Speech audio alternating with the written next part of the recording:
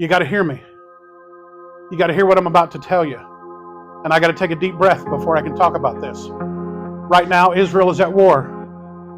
Right now, the nations have surrounded Israel, and the United States has stepped up to some extent, and I hope they don't back off.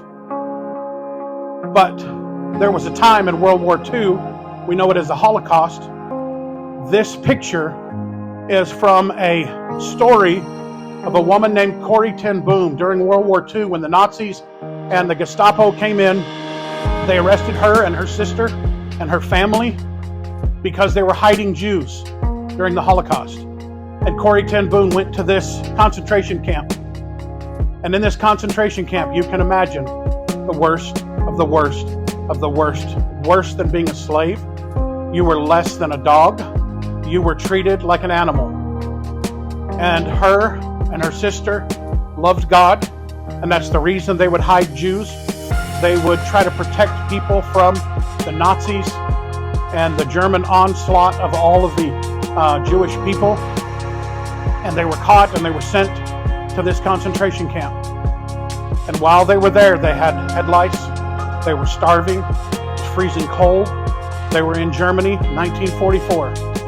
And Corrie ten Boom and her sister, the movie and the book is called The Hiding Place. I highly recommend it. And they're sitting at the back of these barracks. And the women would come around. They were able to smuggle in a little few pages of the Bible.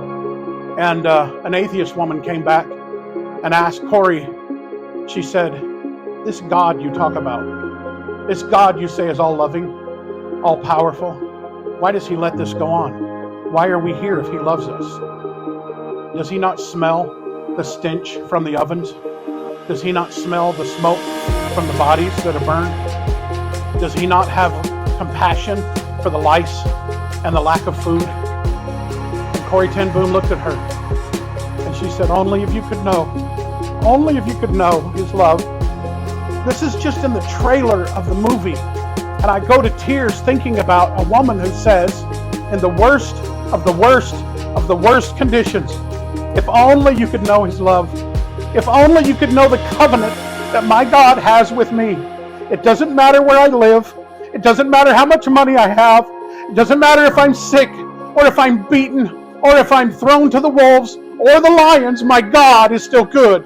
No matter what the circumstances. If only you could know his love.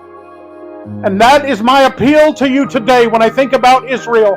And I think about people in the same application where there is hate, there's anti-Semitic comments, and there are people who want to annihilate the Jews from off of this planet.